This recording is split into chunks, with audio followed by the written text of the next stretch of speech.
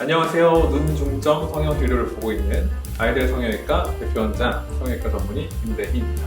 오늘은 일반적이진 않은 케이스인데 또 관심을 많이 가지실 수 있는 그런 케이스에 대해 소개를 좀 해보려고 합니다.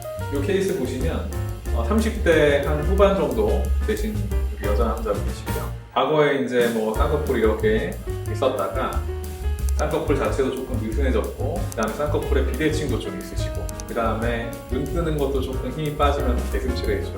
무엇보다 이제 여기가 눈꺼풀, 눈두덩이가 상당히 얇고 피부가 얇고 조직이 없으신 분. 그래서 이제 이런 케이스는 당연히 어떻게 조정을 해야 되냐.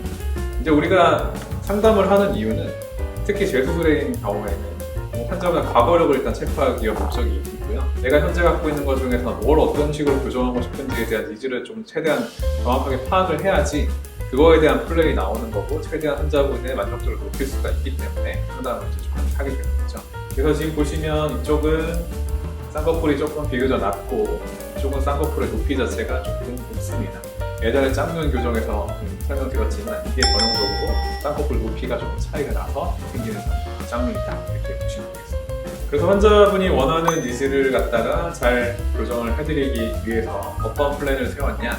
첫 번째는 쌍꺼풀의 높이를 비대칭을 같이 동일하게 맞춰주면서 디자인을 변경을 했습니다. 그리고 환자분이 원하는 바가 자연스러운, 너무 과하지 않은 형태, 약간 세미 느낌을 원하셨기 때문에 세미 형태로 디자인을 좀 해드렸고요. 그 다음에 눈 뜨는 힘 자체가 조금 떨어져 있고 졸려 보이는 느낌, 대슴칠한 느낌을 교정을 원하셨기 때문에 이 부분은 뭐다?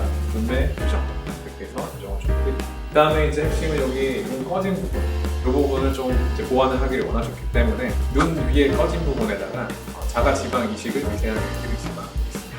그래서 이런 여러 가지 일련의 조작들을 통해서 저희 교정을 해드렸고요. 교정 통살이 되겠습니다. 그래서 라인 자체는 지금 언급드린 대로 쌍꺼풀 라인을 높이를 조정을 해서 전체적으로 조금 맞춰서 비대칭을 교정을 해드리고, 눈 뜨는 힘을 조금 보완을 해서 조금 더 초록초록한 눈매로 만들어드립니다. 그다음 앞쪽에는 미세하게 트임을 해서 세미 아웃라인이 잘 나올 수 있게 조정을 해드리겠습니다. 그리고 이 꺼진 부분에 대해서는 지방 이식을 미세하게 하면서 우리가 꺼진 느낌을 한다고 보게 하는 거죠.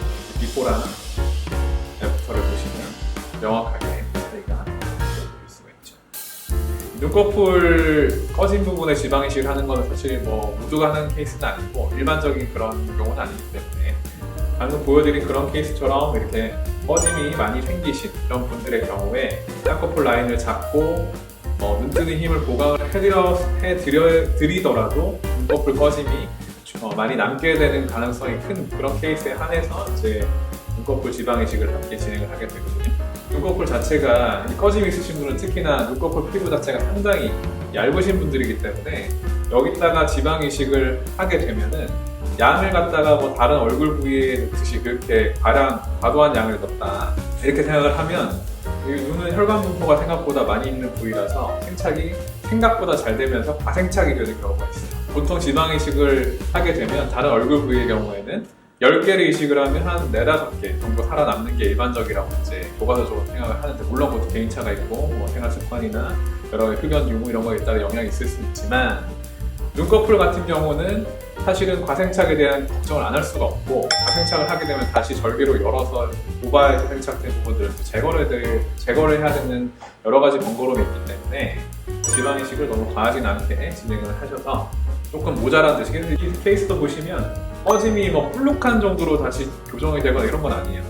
꺼지는 느낌 자체가, 패인 느낌 자체가 줄어드는 형태, 이 정도를 목표로 하는 게 저는 개인적으로 좋다라고 생각을 하고요. 이분 같은 경우는 1차 이식만으로도 상당히 좋은 결과를 냈기 때문에 추가적인 이식을 하거나 그러진 않았는데, 이게 이제 워낙에 극소 미세량으로 미세 지방 이식을 하는 거기 때문에 환자분에 따라서는 조금 다시 꺼진 증상이 재발하는 경우가 있어요. 물론 전부 다 좋아졌겠지만, 그러면 이런 경우에는 수술 최초에 하고 보통 한 3개월, 6개월 정도 지난 다음에 2차 이식을 조금 더 고려하시는 걸로 보통 생각을 하시면 좋을 것 같고, 그렇게 너무 욕심부리지 않고 과도하지 않게 과교정을 하지 않는 것이 부작용을 피하거나 줄일 수 있는 최선의 방식이다, 이렇게 생각하시면 됩니다.